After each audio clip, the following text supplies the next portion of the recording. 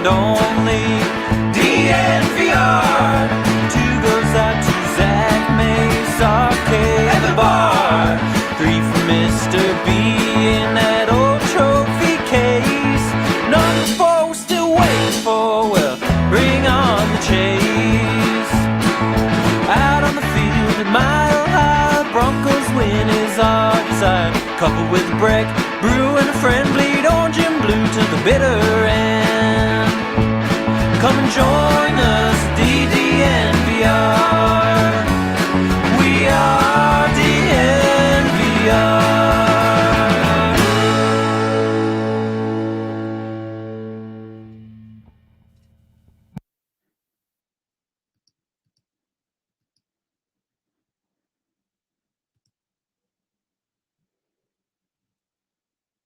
Muted. Zach, you're muted.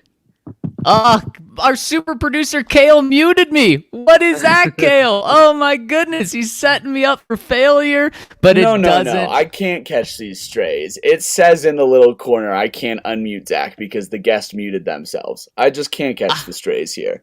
Whoa, Kale, I don't know. I mean, it said muted, and I didn't mute myself at first. Who knows? But whatever. That's not going to slow down our good vibes on this wonderful Wednesday. I'm your host, Zac Stevens, joined by... What did we miss from you? What did we miss when you were muted? Oh, you missed the best content in the world, Mase, and it's something that's just gonna stay between me and my computer, I guess. So this is just the rehash. This is the do-over. All right. Exactly. This is the do-over. I fit a whole pod into 1 minute, and we're good now. No, Kale, it could have been on my end. Who knows? That would have been awesome if you fit a whole pod into 1 minute. That actually would have been one of the most impressive feats we've ever seen.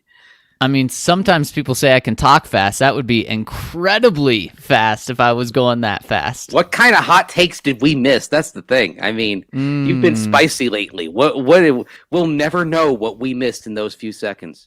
You'll never know. Maybe I'll dribble some throughout this pod, give you a little drops of hot sauce going on. And before we get into what may be some hot takes here, got to tell you about our presenting sponsor, MSU Denver Online, because over at MSU Denver Online, you get an education while continuing to live your life. And over at MSU Denver right now, application fees are free when you use the code DNVR Sports over at MSU Denver Online. And of course, at MSU Denver Online, whether you want to graduate and take a full degree, whether you want to take a couple classes, you can do that at an affordable price while continuing to live your life, because they build the schedule around your life so you can continue to live your life and get a degree, learn class, do whatever you need to do to further your education, and use that code DNVR Sports to waive your application. And Mase, my boy, how are you doing? Are you staying alive on this apocalyptic day? I'm trying to. I mean, what we wake up this morning and all of a sudden it feels like we're in the, like you said, the middle of the apocalypse. And also it just it's very 2021. And what I mean is this: we've had a very strange fall weather-wise here in Denver. We've had a very strange NFL season. So you look out the window and you see skies and conditions more like May than December. And we look ahead to this Broncos-Bengals matchup, and in a year where we really don't know what's coming week to week, Zach, we might have the most 2021 NFL matchup in front of us this year. We really don't know what's going to happen in this game. No, we for sure don't. And the good news, or maybe some people would say it's bad news, is the weather today is not what it's going to be on Sunday. And why I say some people may say it's good, some people may say it's bad. Mase, we could get up to 80-mile-per-hour winds here in Denver. And of course, that just reminds me of that Buffalo Bills-New England Patriots game a couple weeks ago where Josh Allen was thrown for 50% completion. And of course, past 3 times. And I know some people want to see the Broncos run the ball that much. Some people say, whoa, we got to pass the ball. Can Teddy even pass that? So there's an interesting dynamic. And of course, speaking of the ups and downs of 2021, man, that's what people's emotions have been about the Broncos, about Teddy, about this passing game. Yeah, no kidding. We don't know what we're getting from week to week from either one of these teams. Actually, the only thing we know that we're getting is probably from the Broncos. We know we're going to get a run game with a puncture in the mouth, and that's what they're going to try to focus on probably no matter what. Yep, without a doubt. And so, Mase, let's talk about that run game. Let's talk about the pass game, because there's been so many understandable concerns over the past few weeks about Teddy Bridgewater, about this passing game, about Pat Shurmur being able to call an effective passing game, about Teddy Bridgewater's accuracy, about the numbers he is or isn't putting up, and then about the involvement of the wide receivers. You wrote a great piece on it last week, and then we didn't see any wide receiver involvement this week as well, outside of Jerry Jeudy. Cortland Sutton and Tim Patrick, they are on, I want to say for Cortland, a historical run right now, and in a bad way in terms of just no productivity. It's like he's playing with Tim Tebow with the numbers he's putting up here, and people are starting to freak out. So, Mase, do the Broncos need more Teddy in the pass game in order to have any chance of beating Cincinnati Bengals? Well, it depends what Bengals team you get. Do you get good Bengals or bad Bengals? If you get good Bengals, you're not winning without throwing the football. You're not winning without a dynamic component. Good Bengals are capable of, even against a really good defense, putting up a 30 spot on you.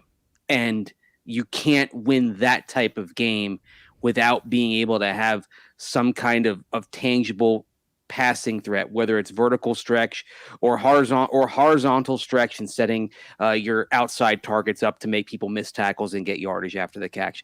But if you get bad Bengals, you can pull this off, because bad Bengals are capable of digging themselves massive holes and losing to shaky teams.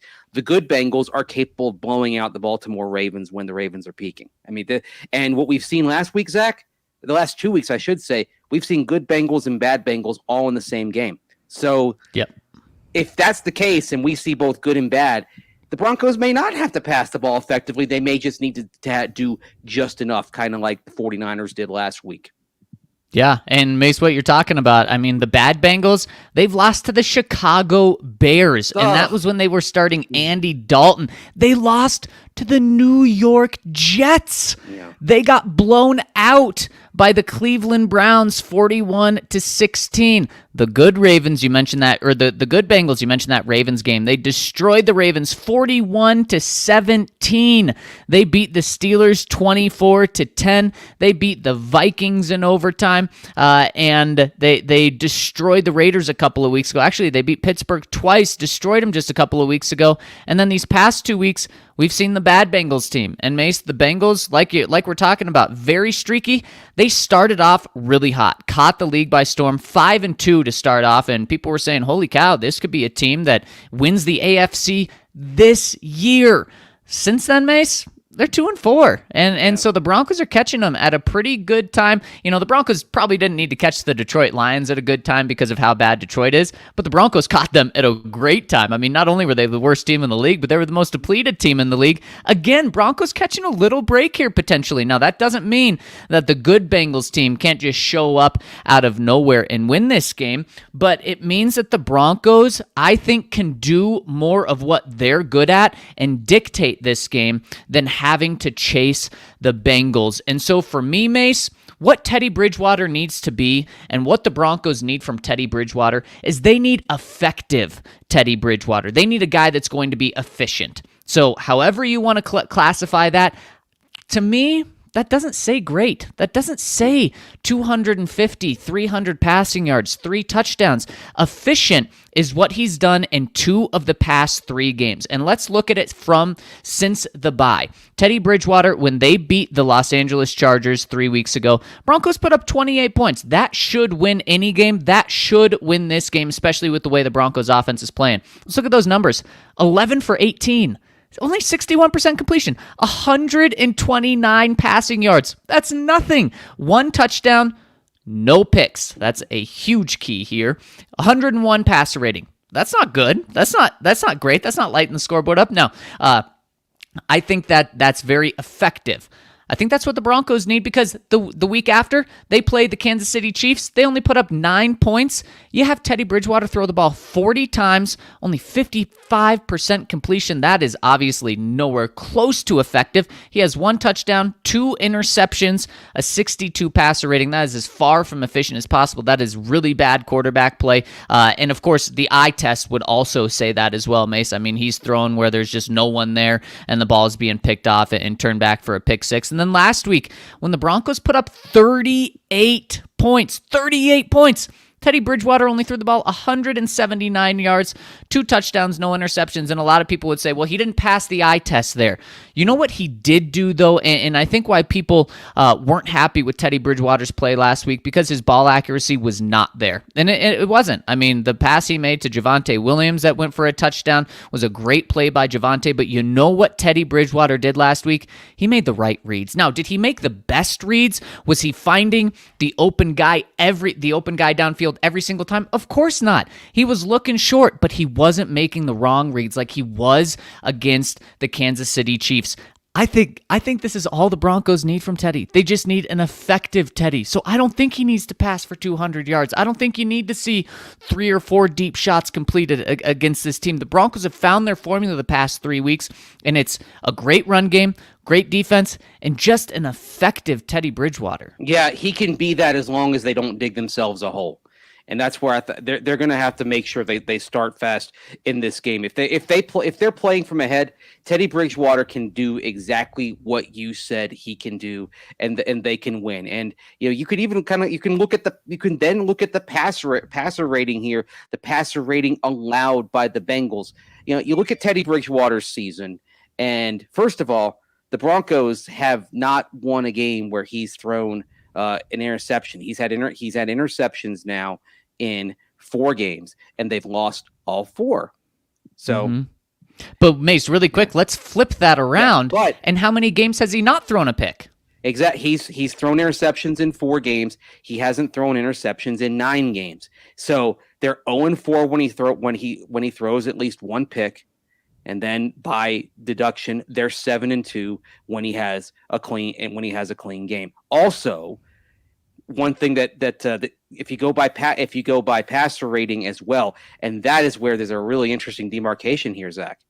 In 13 games, Teddy Bridgewater has 7 games where he's above his season-long passer rating, which is 96.5, and 6 games where he's below that passer rating. And I think you can figure out what the Broncos' record is in those 7 games when he's above his season average compared to what the Broncos' record is when he's below. It's a perfect split.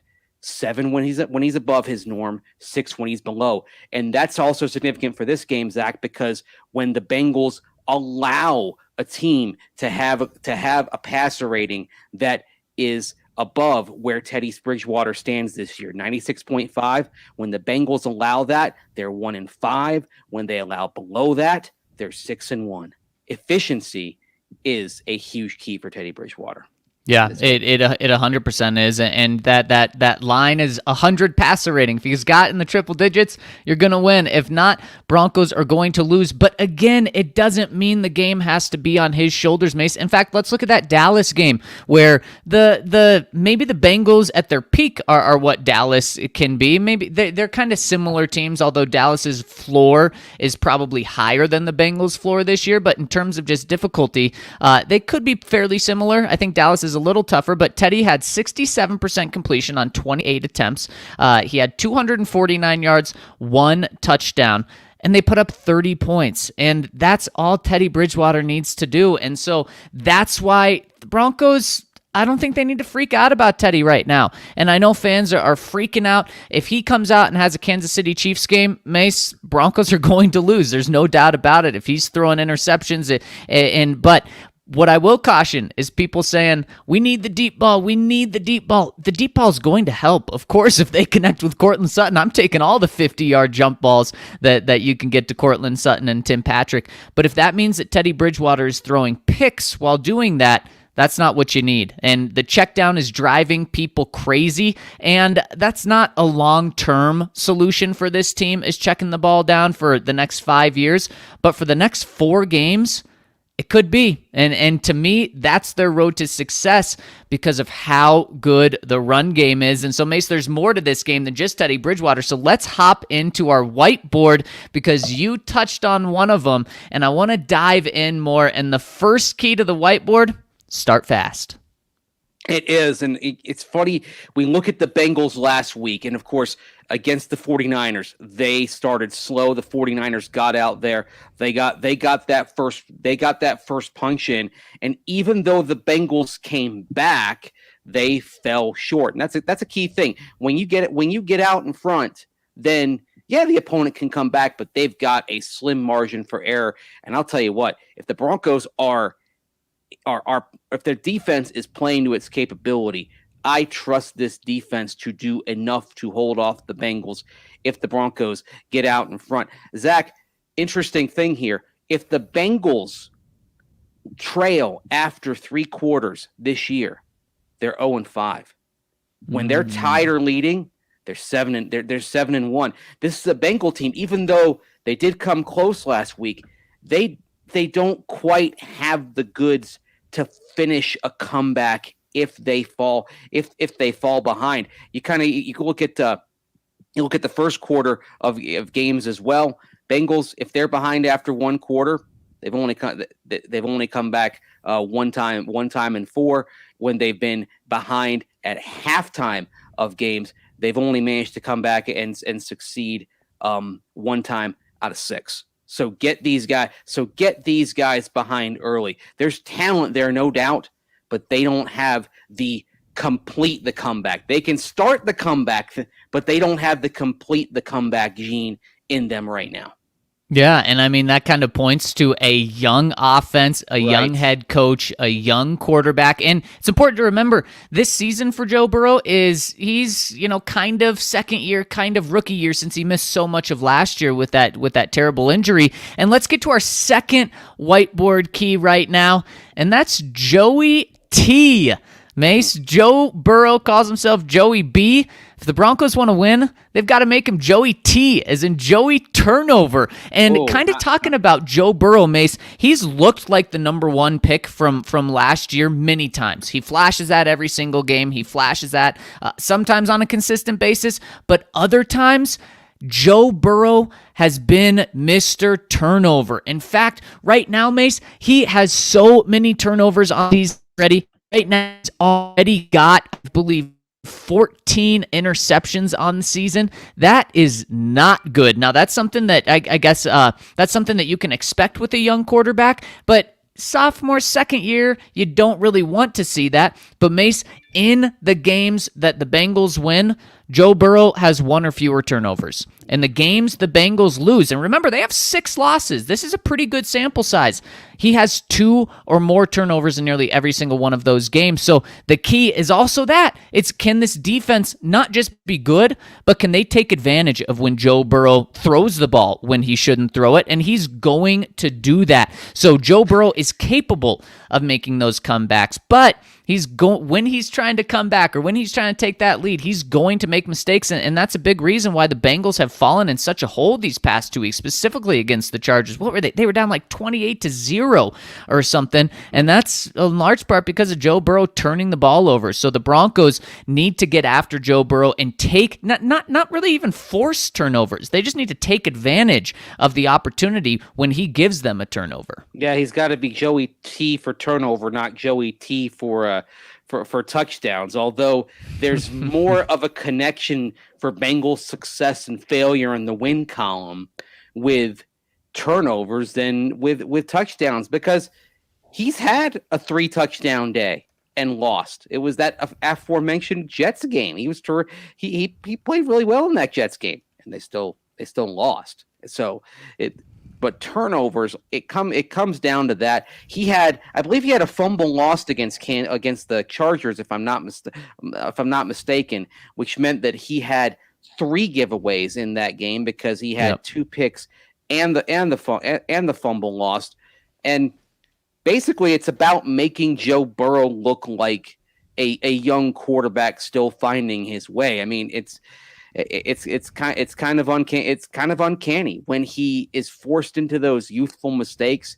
It goes poorly for the Bengals. And you know what? Some of those youthful mistakes may happen if you can somehow lock down Jamar Chase. And that's where we get into this game. You wonder how often Vic Fangio is going to find ways to put Pat Surtain on Jamar Chase. Because even though you have cornerbacks kind of on their side of the field, I wonder if this is the week where you actually have Surtain as a shadow for Chase. That might be their best shot. I would love it. I would absolutely love that. Now, we have not seen Vic Fangio do that yet with Pat Shurmur, but man, would I love that. He's your best corner, and Jamar Chase is their most dangerous receiver by far. I would do that. And then the Bengals do have other good receiving options, but Mase, the Broncos have other good corner options, and Bryce Callahan's going to be back. Ronald Darby's been playing really well, so I love the matchups outside of that, but I would put my number one corner, rookie Pat Surtain, on Jamar Chase and let him get it done. Yeah, I would too. This is your best shot, and the thing that we've seen from the Bengals this year, like you mentioned, they have good depth. I mean, Tyler Boyd, T. Higgins, they're quality, no doubt, and they're capable of making plays on you. But as we saw last week, when they are down, when they really need something, when everything is on the table, Joe Burrow looks to Jamar Chase first. That trust was built at LSU 2 years ago, and one of the reasons why Jamar Chase is having the type of season he has, which frankly, it's the most electric rookie season for a receiver since Randy Moss back in 1998. One of the reasons why is because they came in with that institutional knowledge together. They already had that chemistry. And the amazing thing about it is after a few drop passes in the preseason, everyone's like, what's wrong with Jamar Chase?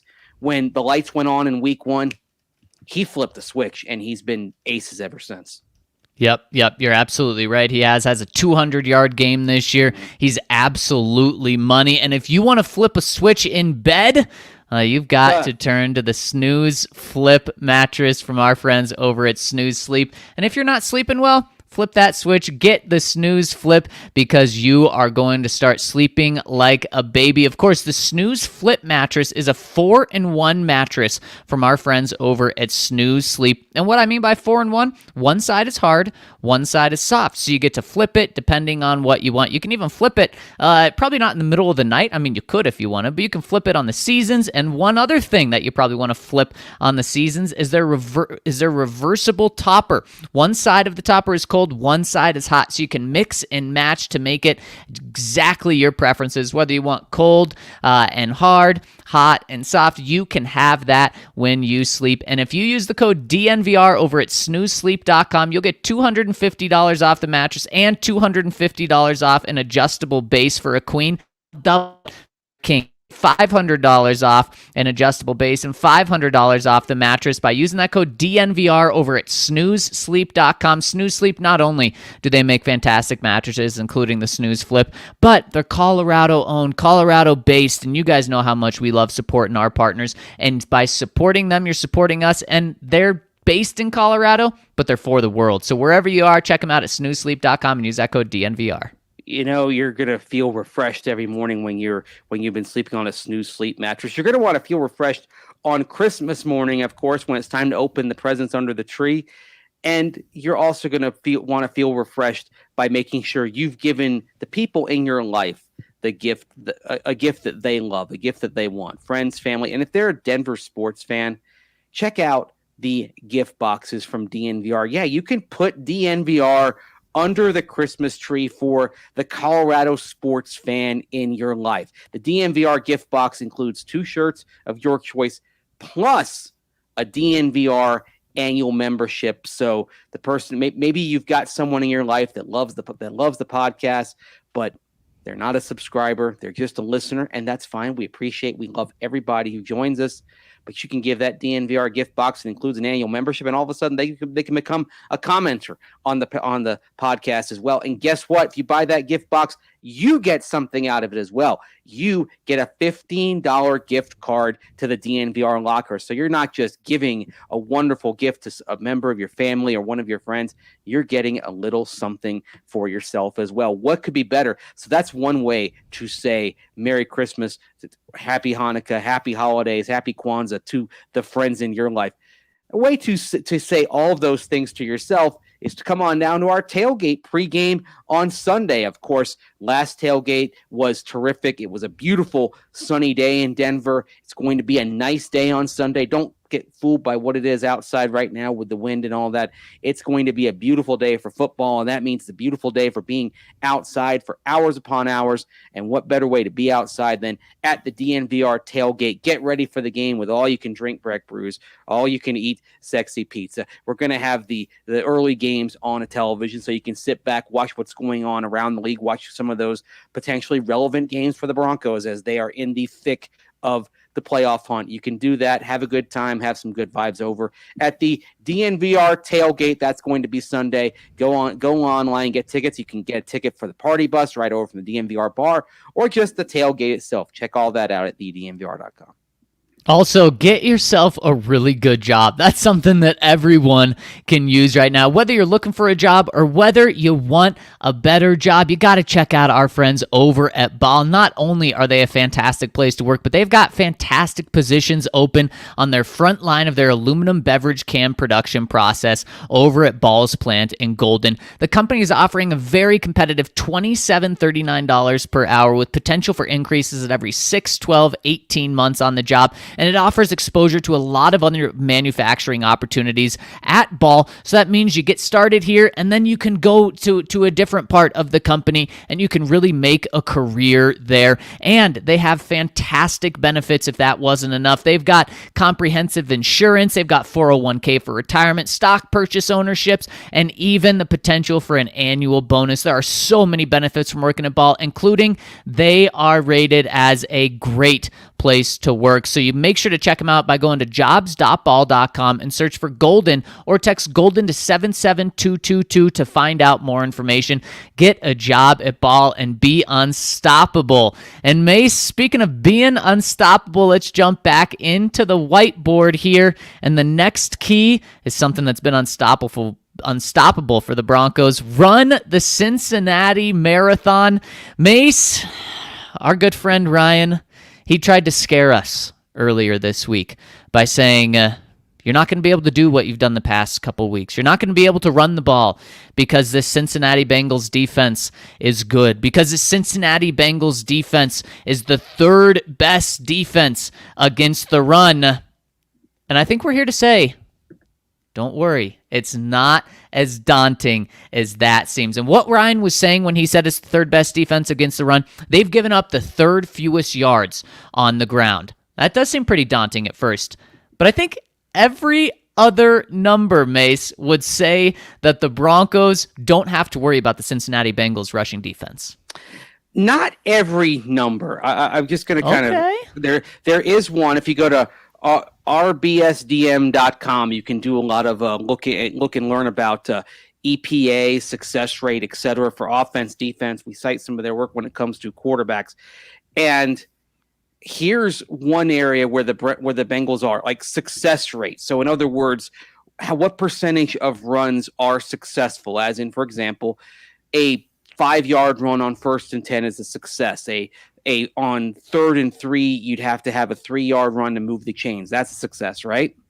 Right. The success rate for the Bengals this year against the Bengals run defense this year is the Bengals are the second best in the league run defense wise in success rate, 34.9%.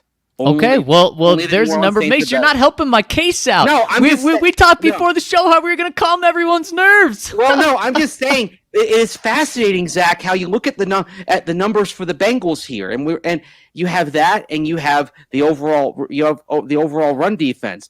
If you look, for example, at yards per carry allowed this year, they're giving up 4.13 yards per attempt so far this season, which it's fine. It's middle of the pack. First down it's rate, average. middle of the pack. Yeah.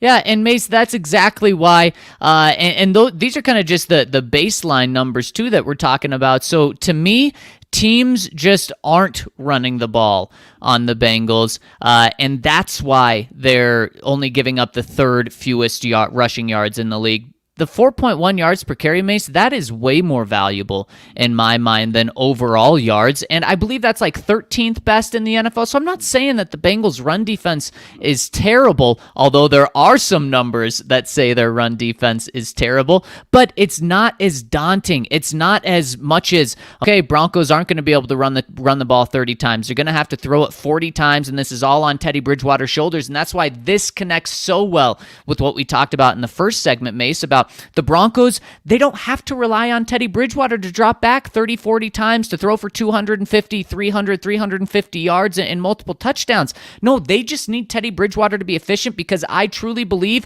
that this Broncos run defense, which has been extremely good, especially of recent, this Broncos, I guess, run offense, can have success against this Bengals run defense. Mace, in the past 3 games, including against some pretty good defenses, especially the Chiefs, Broncos run offense has averaged 160 rushing yards per game. That is incredibly good. If the Broncos get anywhere close to that, they're going to have a darn good chance to win this game, and the game isn't going to have to be put on Teddy Bridgewater's shoulders. And Mace, you have a couple more numbers to show just how maybe not good the Cincinnati Bengals run defense is. Well, yeah, first of all, we've seen teams that they've stuck with the run and they've succeeded.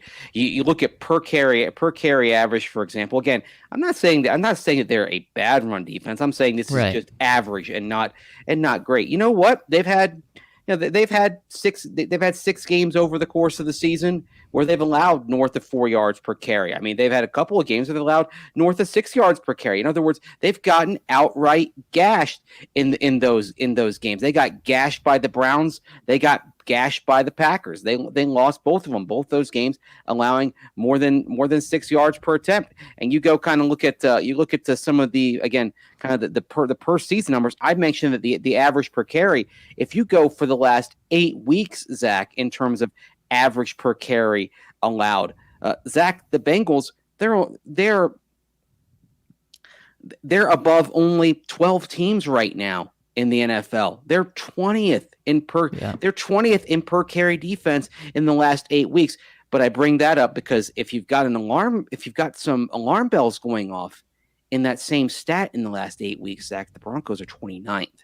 I'm more concerned. I'm not concerned about the Broncos' ability to run the ball. I'm concerned about the Broncos stopping the run.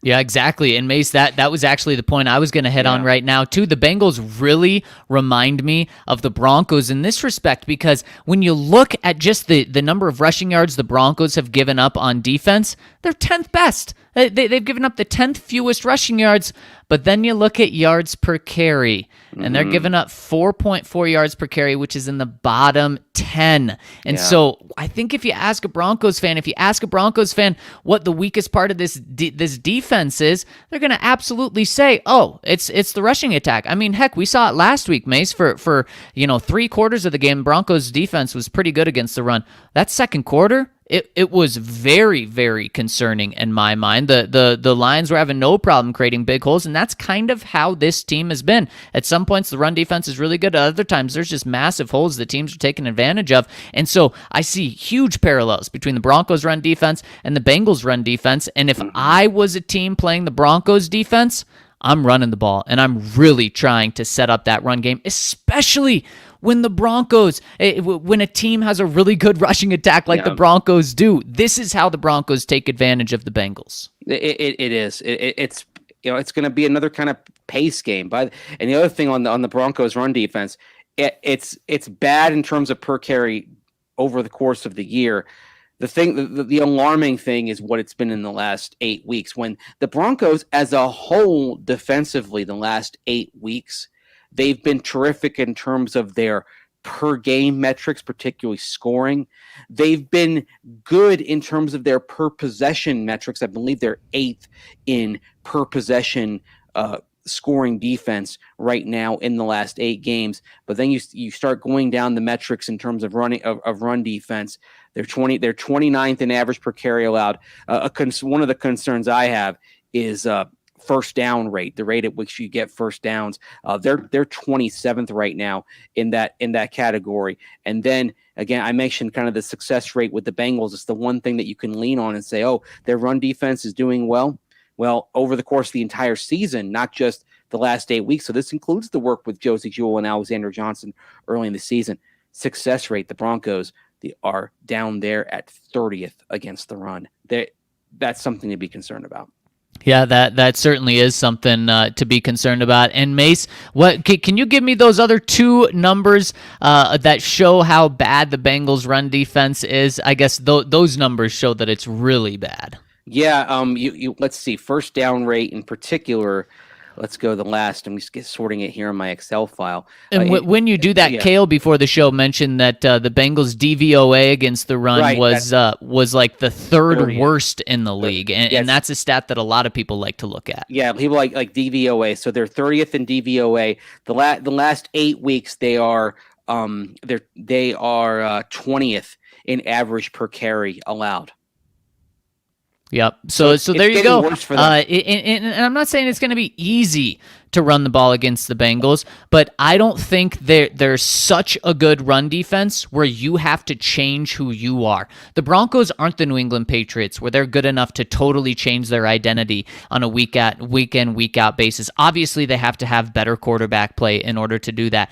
So they have to stick with their guns as long as they can, and what they've really formed an identity with is running the ball. So that, to me, is why Teddy Bridgewater doesn't have to take over this game. You need to stick with the run. Teddy needs to be efficient. All right, Mace, there's a couple other keys to this game. Let's get to the next whiteboard topic. And to beat Joe, be an average Joe. What I'm referring to here is, and we have these a little switch, but since I'm rolling on this one, to beat Joe, be an average Joe. What I mean by this, Mace, is the Broncos, all they have to do is drop 21 points. When teams score 21 or more points, the Bengals, I believe, have only won 1 game when they've done that. So the offense doesn't need to be incredible. This Broncos offense is averaging 21 points per game. In the past 3 weeks, the Broncos are averaging 25 points per game. So that's all they need to do is their defense needs to play, and I believe this Broncos defense is going to come ready to play.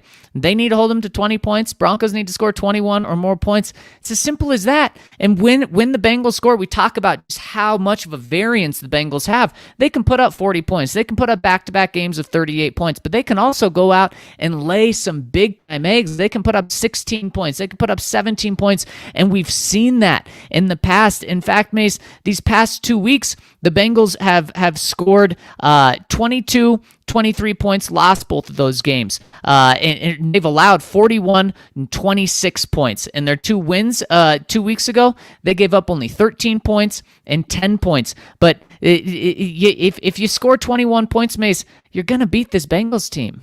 Yeah, and I mean, 21 is kind of a magic number. Not quite like Teddy Bridgewater's passer rating, whether it's above or below his average, but 21 points accounted for by the offense. Broncos are 6-1 when they do it, and when they don't do it, they are 1-5. Yeah, simple as that. Yeah. You're right, Mason. Now let's hit the final whiteboard key right here, right now, and that is don't get clawed up the middle.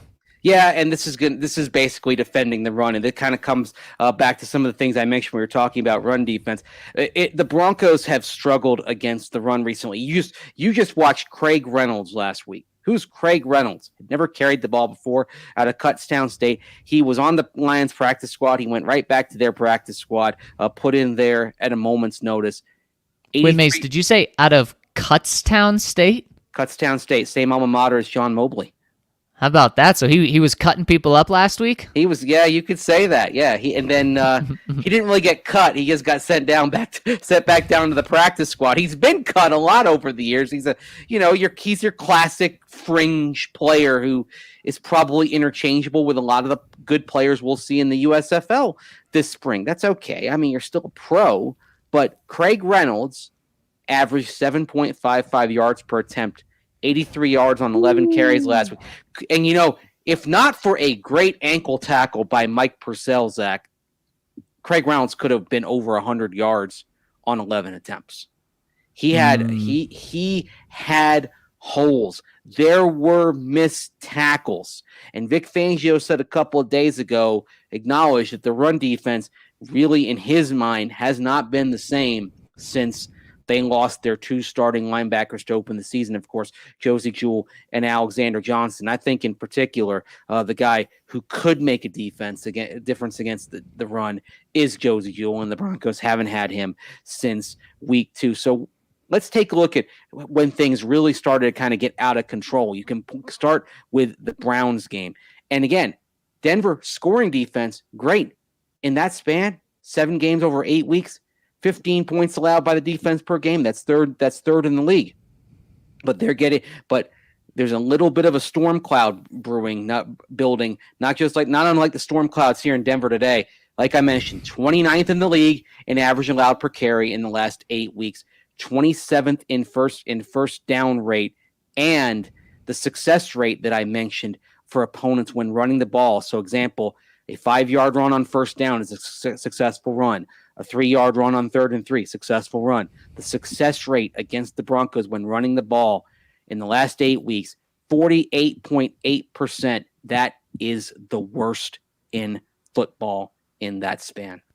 Yikes, that is very concerning. And Mase, that's why, to me, the Broncos running the ball is way less of a concern than the Bengals running the ball on this Broncos defense. And you look at what the Bengals want to do. They want to give the ball to Joe Mixon. Mase, you know who has the most rushing attempts in the NFL? Joe Mixon. Joe Mixon. You know who has the second most rushing yards in the NFL? Cincinnati Bengals. Joe Mixon. You know who has the third most rushing touchdowns in the NFL? I'm going to guess it's a guy with the initials JM.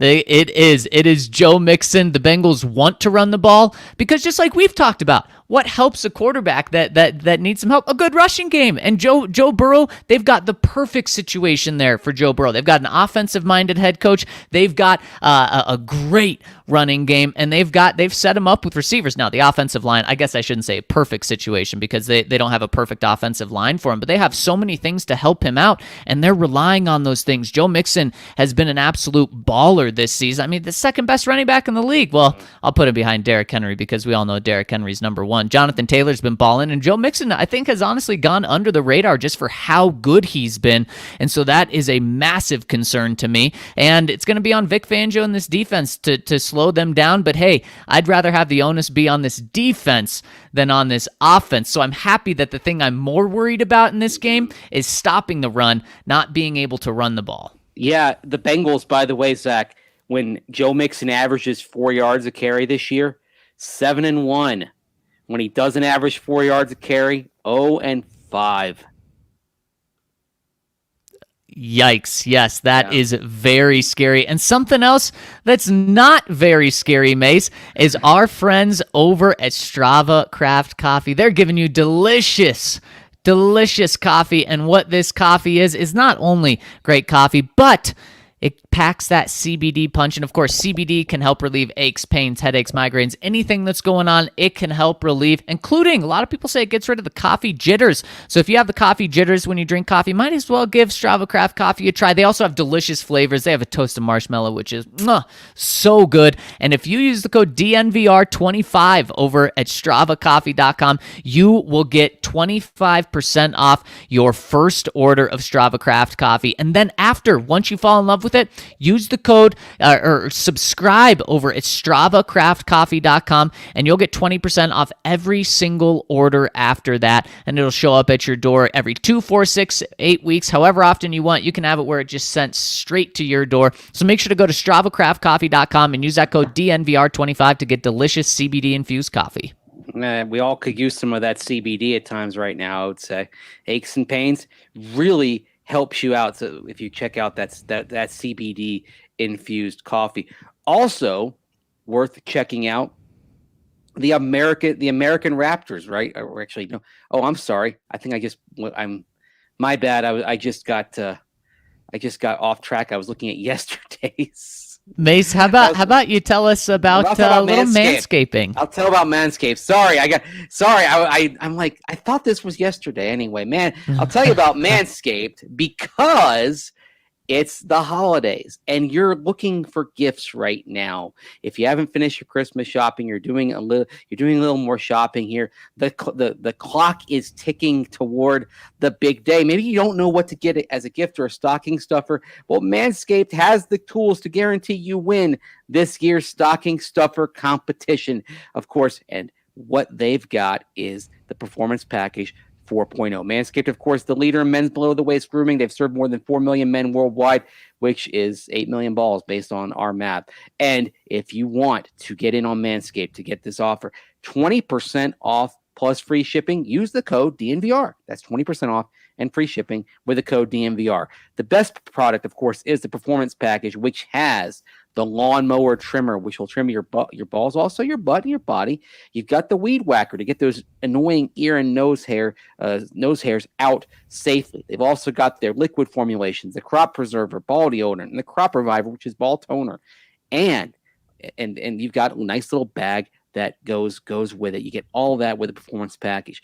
But there's more to Manscaped than just the Performance Package. There's the 2-in-1 shampoo and conditioner. You can kill two birds with one stone. You've got the cologne-infused body wash. If you want to go in every day looking and smelling your best, or make sure that a friend of yours goes in to every day looking and smelling their best, get that cologne-infused body wash. Hey, they've got a nail kit as well. You want to take care of your fingernails? Check out the Shears 2.0 Luxury 4.0 Nails Kit. And also, if you just want to wipe your balls, use the crop mops. And these are all things that you can get for people in your life and stuff their stockings with something cool, something maybe again, it's not the Performance Package, but it lets them know that you're thinking about them, you're thinking about their hygiene, you're thinking about them being clean. Hopefully they'll take it in the right way, as I'm sure they will, because they're your friend and you're their friend and you're looking out for them. And what better way to look out for your friend than by going to manscaped.com and getting one of the Performance Package or one of the shampoo and conditioner or the body wash, whatever you want. You can get 20% off all of it plus free shipping by using the code DNVR. So that's 20% off plus free shipping with the code DNVR over at manscaped.com, because you know what? If it's for your partner, your dad, your brother, your friend, you want to get them something they're going to use, right? You don't want something that's going to sit on the shelf. You're the guy in your life, or the friend, whatever, will use these Manscaped products. So check it out at manscaped.com. DNVR is the code for 20% off and free shipping. And speaking of saving money, go to our friends over at mintmobile.com/DNVR. And what you're going to do is you're going to save so much money on your cell phone service. What you do when you go to mintmobile.com/DNVR is you sign up for their plan, which starts at just $15 a month. Guys, you may be paying over $100 for your cell phone service. They're going to give it to you at $15 a month. That's for unlimited talk, unlimited text, and your data plans start at $15 a month. And you're saying, okay, what's the catch? There is no catch over at Mint Mobile. They don't have any physical stores, and that's where they save their money, and then they pass that savings on to you. So how you sign up, go to mintmobile.com/DNVR. What they do is they send you a SIM card, and I signed up for Mint Mobile. They sent me a SIM card. You take that SIM card, put it in your phone, you download an app, and then boom, you're running on Mint Mobile's great coverage, which is the same coverage as the other big expensive carriers out there. You just get it at a fraction of the price. And so go to mintmobile.com/DNVR to sign up. I've done it. Mace has done it,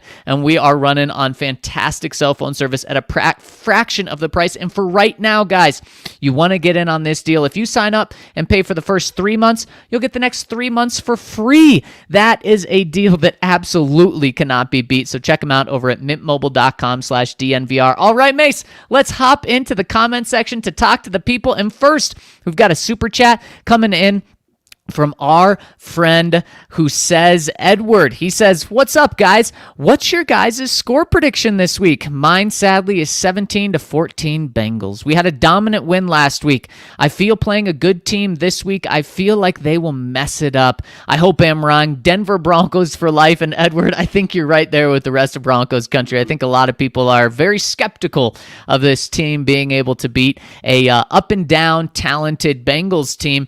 But Edward, I gotta say, you gotta hang on till tomorrow's pod where we're gonna give our final score predictions, and we'll be tuning in. So make sure to roll with us tomorrow where we will give our final score predictions. I want to give it to you now, but I honestly haven't crunched it down. But I think I may be feeling a little better than you, Edward. Yeah, I mean, I've got to crunch it down as well. And that being said, final score predictions in this environment right now that we're seeing around the NFL are incredibly tricky. Yeah. Or predictions in general, because, for example, yesterday I go on the radio in Kansas City and I say, hey, I expect the Chiefs are going to beat the Chargers, right? What comes down the road after that? Chris Jones goes on the COVID reserve list. That, as we know for the Chiefs defense, that instantly changes everything. And we've talked about how we want the Chiefs to just win and keep winning, right? So they can kind of break away, maybe have a meaningless game at the end of the season. And it would be helpful for the Chargers to lose that Thursday night game. That's the sort of thing that all of a sudden potentially has a long-term impact on the Broncos. But things are going day to day. Look what happened in Cleveland in the last 48 hours. I mean, today they're learning they've lost Baker Mayfield potentially for this game because he's on the COVID list. He has to have 2 negative tests before kickoff on Saturday, not Sunday, Saturday. And so everything is just a mess. It's just a mess right now, and trying to predict it because it is literally changing moment to moment as for the players we expect to be in these games. Yeah, it really is. I mean, Cleveland's now without their head coach and their starting quarterback on top of so many key players. It really, really is a crazy time right now, Mase. It is. But every indication is that per what the NFL set up preseason, the game is going to go on. Yep, absolutely. You may have, like, the Rams aren't practicing right now. They're virtual, right? Mm-hmm. Yep. What if the Rams literally play without an in-person practice? This could happen. Be crazy. Yeah. That's something that I know coaches would absolutely hate, but it's something that may have to happen. Yeah, it's getting wild, but I still expect there are going to be plenty of games on Sunday. I don't think the NFL is not bringing this season to a stop. Yeah, absolutely. All right, Mase, let's hop into the comment section. First one coming in from True Champ Fan 24 says, my peoples, I voted on Mace's poll to have the Broncos make the playoffs and retain most of the staff. I think fans voting for missing the playoffs and having the staff fired feel that if Denver were to make the playoffs and even win a game, George Paton is more likely to extend Teddy and retain Shermer. I think the feeling is if Denver makes the playoffs, Teddy and Shermer stay and Paton does not make a push for Wilson or Rodgers. Love y'all. Well, True Champ Fan 24, I appreciate that you're trying to provide the vision of other people, but for those other people out there, I don't think you have to worry about that, Mase. George Paton isn't fooled that Teddy Bridgewater is better than Russell Wilson or Aaron Rodgers. The Broncos aren't. If the Broncos miss out on one of those guys, Mase, it's not because they didn't try, and it's not because they didn't want one of those guys. It's because either those guys stay put where they are, or let's say the New York Giants bid more for Russell Wilson, and Aaron Rodgers wants to go to the Steelers more than he wants to go to the Broncos. It would not be because the Broncos don't have an interest and a very serious push. Right. And I think it is looking more and more, based on kind of what I've gathered, with the way everything is going, it's looking more and more like if the Broncos make the playoffs, that they are going to handle this like Buffalo did when it made the playoffs in 2017. Tyrod Taylor was their quarterback. They didn't double down on Tyrod Taylor. They moved on, and they went and got their long-term answer in the offseason. Now, the difference could be the Broncos could end up with Russell Wilson, for example. I think plan A is probably to get one of those elite veterans who could possibly be available. But if that doesn't happen, I do believe they will go into the draft pool and draft the quarterback of the future. And then you'd have maybe a guy who's a 1-year mentor type of a bridge to the future that is brought in. I really don't expect you'll see Bridgewater back next year for the Broncos. I think they are viewing this season in the right context, whether they make the playoffs or not. I have a lot of confidence in George Paton on this. Chico Bean says, "What's up, guys? I find it awesome you guys are talking about CSU basketball. One of my closest friends plays there, and his name is John Tanye. They're 10-0 and looking good. I hope they get far in the tournament this year. Anyways, can Madden give Justin Simmons his superstar ability already? Sheesh. Yeah, Justin certainly deserves that. And man, CSU basketball is so good. And I mean, they're really going to make a deep run in the tournament, in my opinion." They are poised to do. They're poised to do that. They actually they've got a really interesting game coming up in 6 days' time. Of course, they've got Tulsa on Saturday, but there is a big game coming up for the CSU Rams in 6 days. So it's December 21st, Tuesday night. They are playing Zac Stevens' Alabama Crimson Tide. And of course, we know what the Crimson Tide is doing in basketball right now. Alabama's becoming almost as much of a basketball school as it is a football school. Yeah, I love it. Tough loss last night to Memphis, no doubt, but they've beaten Gonzaga. They beat Houston over the weekend by 1. CSU, Zach, is going to get its litmus test game nationally. And if they can go and knock off the Crimson Tide, this could not just be a great season, but a special season in Fort Collins. And then you might see CSU zoom up the polls if they can beat Alabama. And we could be talking about CSU being a very high seed, maybe even pushing for a 1 seed if they can beat Alabama. Wouldn't that would be incredible. Wouldn't that be something? But the possibility is right there for CSU. They have got the game there in front of them that will make everyone sit up straight in their chairs nationally and take notice. It's right there for the taking next Tuesday night. Yep, it absolutely is. Love what's going on in Fort Collins, and of course, love what's going on in Tuscaloosa as well. That's going to be a heck of a game. Graying Bronco says, "Hey guys, you got me in the preseason, but this is my first comment." Well, welcome, got him, and we're so happy that you're commenting. He says, "You keep me connected to Broncos community even though I'm down in Floribama. I don't like the negativity vibes coming out of Broncos Twitter. We are sounding like super entitled fans who are so negative when they would throw snowballs at Santa. We are playing meaningful games in December and in the hunt for a wild card spot. Let's be happy about it. As we can see from Melvin, the team reads social media and isn't feeling the love, so let's recognize their great play last week and show we got their back and are excited for the final 4-game stretch.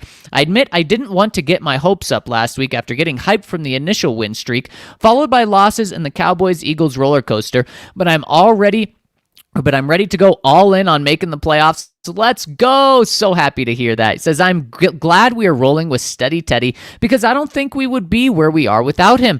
I would have liked Locke to blossom and turn into a franchise quarterback because he would have been our guy for years to come. I wasn't hot on Teddy because if he wasn't a franchise quarterback, he wouldn't be on his 5th team. I do appreciate Teddy's stability and management of the offense, especially as we finally learn to use the run. Next year, I would prefer Russ or Rodgers to take us to the next level, but if that doesn't work out, I would be happy to keep him at the right price while we draft and develop someone. By the way, I laughed out loud at Zach's Bachelor Rose ceremony comment from Monday's pod. Dude has definitely been bringing the spicier takes. Thanks for all of the great content and getting me through my commute. Thank you so much for rolling with us, Graying Bronco. Yeah, we appreciate it. And, I think that's a good point on Teddy. Look, just because he is not the right guy long-term doesn't mean he's not the best option on this team right now. I think both of these things are true for Teddy Bridgewater. I feel like people are kind of in camps on the extremes, and I think that sort of leads to some of the things like the poll that was mentioned by True Champ Fan 24 to start this comment section that I put out, and literally 48% of fans saying they'd rather miss the playoffs if they know it comes with coaching changes than make the playoffs and have at least somewhat status quo on the staff. The middle ground is probably the place to be at this point. Root for the team to do well. Know that Teddy is probably the best option they have the rest of the season, but know that there could be more changes in the off season, and that's okay. That's okay. You can have a playoff season, have changes at the key position beyond that, and at least you've gotten value out of making the playoffs still, because getting the playoffs, it's so important for getting the culture right around here. Yep, Mase, the best thing is that this is the 2011 season leading into the 2012 season. And of course, what happened? Broncos made the playoffs, got a win in the playoffs, which of course we've seen that play so many times this past week. Tebow to Demaryius, it was so special. And then what did they do in the offseason? They go out and get Peyton Manning. If the Broncos are able to go get Aaron Rodgers or Russell Wilson, man, people are going to have so many flashbacks to that. And that team that made the playoffs showed how good they could be to a veteran quarterback. They showed that they were ready to take off. They just needed that quarterback. This team, if they make the playoffs, even right now, but especially if they make the playoffs, they'll show that they're just ready to explode. Ding, ding, ding, ding, ding. They'll show they're ready. You think Russell Wilson might not be looking at the Broncos in January in the playoffs and thinking, man, if they can get there with what they have, what can they do with me? Yep, absolutely. All great quarterbacks have that ego. Yep, exactly. And like I said last week, Mase, I would be willing to trade Patrick Surtain and Javonte Williams for Russell Wilson. And speaking of Pat Surtain, PS2 chiming in now says, "What's up, guys? A few podcasts ago, you talked about quarterback options for next year, and you guys were too quick to dismiss Kirk Cousins. Obviously, given the option, you take Russ or Rodgers, but I will add Kirk right after those guys. Your main point was that he is not worth the amount you will have to pay him. Next year, his salary cap is $45 million, but the Vikings would probably incur $10 million. So $35 million for a quarterback who is top 10 in touchdowns, pass rating, QBR, and a 67 completion percentage. Not to mention only throwing 5 interceptions and only 18 sacks taken. Also having 2 receivers who have more yards than all of your receivers, and each receiver has more touchdowns than all of the Broncos receivers combined. Kirk also had top 10 numbers last season too. You guys were willing to trade for Stafford last season, but Cousins has a better touchdown percentage and interception percentage throughout his career. People gave Stafford the he played for the Lions excuse, but Kirk's situation isn't much better. You would much rather have Wilson or Russ or Rodgers, but this team is a guaranteed playoff with Kirk as long as Fangio can bring an average defense." Boy, you had me bouncing around with agreeing, disagreeing, agreeing, and I agree with your last point. This Broncos team is a playoff team with Kirk Cousins. But is that the step that you want? Is that the next step you want to take? Because Mase, I think the Broncos right now have that step to potentially make the playoffs, and I think a lot of people want that next step to be a Super Bowl contender. And whether that's Aaron Rodgers, Russell Wilson, and like PS2 says, that's obviously what he wants. But then I think people believe that they need their quarterback of the long term to get there if it's not one of those franchise guys. And that next step would probably be a young guy that can come in and be the quarterback for 10 or 15 years. Kirk Cousins, I think, is a step in between those two steps. He's a guy that can get you to the playoffs every year and will probably win a playoff game or 2 with this team. But man, Mase, I just haven't seen anything from Kirk Cousins that makes me think he is a legit franchise quarterback that's going to carry you to a Super Bowl. He puts up the stats, but man, it just seems like every year they're pretty empty stats. Yeah, and I think the thing with Kirk Cousins, he is a good quarterback, but there's a reason why he's in that second tier and that Russell Wilson is in that first tier. As good as talented as Kirk Cousins is, and he does put up the numbers, he's still not in some of the high leverage situations over the course of his career. He's not somebody who's elevating everybody around him. He is a talented quarterback, but there's that kind of that oomph that, as Vic Fangio might say, kind of the next, taking everyone to the next level that is just missing with him. I think if you get Kirk Cousins, you're going to be pretty good every year and probably most years in the playoffs. But I don't think you're going to win a Super Bowl. To me, that's the difference between Aaron Rodgers, Russell Wilson, and Kirk Cousins. I feel like those two can elevate you beyond. And with and people are going to say, "Oh, well, Russell Wilson hasn't won a Super Bowl since 2013. Aaron Rodgers since 2010." Both of those quarterbacks also have longer records of more success over the course of their careers than Kirk Cousins does. I feel like with Cousins, he's pretty good. He's pretty good. He's going to put up a lot of big numbers, but it's not going to push you over the top. At least not have the same chance that Russell Wilson or Aaron Rodgers can. And he's still going to have a huge price tag on him, even when you pick him up. Yeah, he's going to have a huge price tag. And the bummer is, if you bring in Kirk Cousins, Mase, you have the third best quarterback in the division, and in my opinion, not really even competing with the second or first spot. And obviously, it's a really tough task to ask anyone to compete with Patrick Mahomes and Justin Herbert, but I don't think that Kirk would be able to at all, so that makes it tough. And then also, Mace, we talk about how the Broncos have so much cap space. Right now, with the cap being set at $208 million, they have $48 million in cap space for next year. If you bring in Kirk Cousins, and let's say somehow the Minnesota Vikings do have to eat $10 million, so that's $30 million or $35 million you're paying Kirk Cousins. You got to pay for rookies as well. You're going to have like $5 million to spend. Now, obviously, the cap is flexible, but the team that you have right now is the team that you're going to have next year, maybe even minus a couple of players because you can't re-sign them. So that's something that comes with it is, are you okay with this team right now, probably minus a couple of pieces with Kirk Cousins, or would you rather go a different direction, maybe a rookie who then you can build a really good team around? And to me, man, that second-tier quarterback that you're paying elite money is just such a tough spot to be in. I'm not saying a bad idea. It's just certainly not ideal for me. Next one from Lou Drock says, hey guys, this game this week feels enormous. I'm curious to get all of your thoughts on how you would like to see the season play out. Should we lose to the Bengals? 10-7 in the playoffs is of course still possible if we lose, but would seem highly unlikely. I'm torn. I'd love us to have a winning record, and I'm not totally against Vic coming back. However, I would like to see Shermer gone, and I would like a higher draft pick in case we can't pull off a Russell Wilson or Aaron Rodgers trade. If we finish 7-10, then I think we're picking around 12 and hopefully in a good position to take Kenny Pickett. So what say you? If we lose this Sunday, are you on board the lose-out train? Cheers, Charlie. Not yet, even though, according to 538, if the Broncos lose this game, independent of other results that could alter this percentage, the Broncos lose, their chances drop to 5%.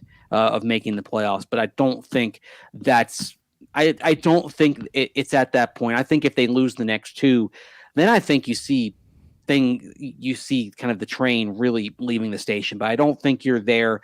I don't think you're there yet if you lose this game, because you could still win 3 in a row. The other thing also mentioned, if they finish 7-10, being 12th and a Kenny Pickett type. Look, if they don't get a Russell Wilson or an Aaron Rodgers, I do think that even if the Broncos are sitting in the mid-teens to late teens, I do think they will move up to get a quarterback. But I also think it will probably require sacrificing the 2023 first-round pick to do it. But I think, my radio partner Eric Goodman has kind of gone out and specifically said, one way or the other, whether it's trading for Wilson or Rodgers or trading up in the draft, he said, in his opinions, I'm going to credit him for this, the Broncos won't have their first round pick in 23 because it's going to be part of a deal. I like that. I like that a lot. And losing this week, you're not ready to jump ship, in my opinion. If you lose to the Raiders the following week, then go 0-2 the following 2 games to end the season and help your draft status there, but not just after this one. And Mace, our final comment coming in from Orange Blue for Life says, have to get this off my chest. 1, this is the first time we've been talking playoffs since September 2016. 2, you guys won't get the quality vet quarterback without having signed talented wide receivers. 3, Teddy, I don't think so. Teddy is doing exactly what we hoped, having us in playoff contention and finally having a winning culture in the locker room. Look at Tebow. 4, exactly what we talked about. 4, every quarterback throws short of the sticks on third down, when downfield is covered. That's why the other guys are paid to make a play after the catch. It would be fine if Fant had a few broken tackles this season. I'm almost to the point where I want to shut the pod off once the guys get to read the comments. It's so negative when we are finally above 500 in December. You don't get to the top of the mountain without putting the work in, and I'm right there, Orange and Blue for Life. Well, we got to enjoy this. We don't get this all the time. And in my opinion, the Broncos standards have absolutely changed. The standards used to be Super Bowl or bust. Past 5 years has brought the standards way down, so I'm enjoying this ride. And I think for the most part, Orange and Blue for Life is that people are starting to turn on that and starting to say, okay, you know what? I'm not going to worry about the future because I do think that George Payton's going to make an upgrade at quarterback, or at least try his darndest to. I'm going to enjoy this ride right now, and let's get on Javonte Williams. Let's get on Melvin Gordon, and let's ride them to the playoffs, baby. Yeah, I mean, look, I've been thinking this, and maybe this is a bit harsh, but I do often think back about when I was a kid and the Bucs year after year were not in the playoff conversation, how they missed the playoffs 14 years in a row. And I remember thinking, gosh, I'd love to get to the playoffs once. I don't care if it's at 8-8 or 9-7. There's an awful lot I would have given up for the Bucs to be a playoff team. Just be in, just have a chance. Just give me that excitement, that just for once. And the rare occasions where they were in the race in December, I got my hopes up. It's okay to do that. And yet I see 48% of the fans would rather miss the playoffs because it would ensure coaching change rather than make the playoffs. It's disheartening. Please.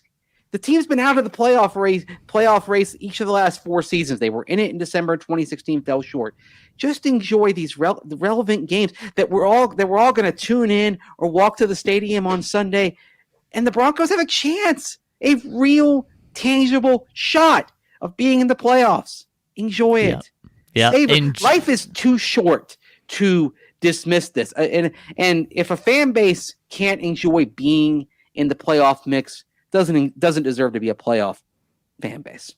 Sorry. Yeah, and I think fans are enjoying this. And Mase, something you don't want to miss your shot on is getting in on a class or a degree over at MSU Denver Online, our presenting sponsor. One more shout out to them, because over at MSU Denver, they put a dynamic education at your fingertips without forcing you to decide between earning a degree and living your life. They have affordable online programs taught by professors who bring the real world into the classroom, and MSU Denver graduates use their relevant degrees to land coveted jobs out there. And some of our very own staff members have taken classes at MSU Denver and given the highest remarks. So check them out, whether you want to take one class, whether you want to earn a degree. Use that code DNVR Sports to get your application fee waived over at MSU Denver. And Mase, I've had a blast on this podcast today, giving me a lot of hope for what the Broncos can do this week against the Bengals and keep their playoff hopes really alive. So for Andrew Mason, I'm Zac Stevens. Thank you all so much for rolling with us, and we will get our score predictions on tomorrow's pod. So make sure to tune in. Hit us with the thumbs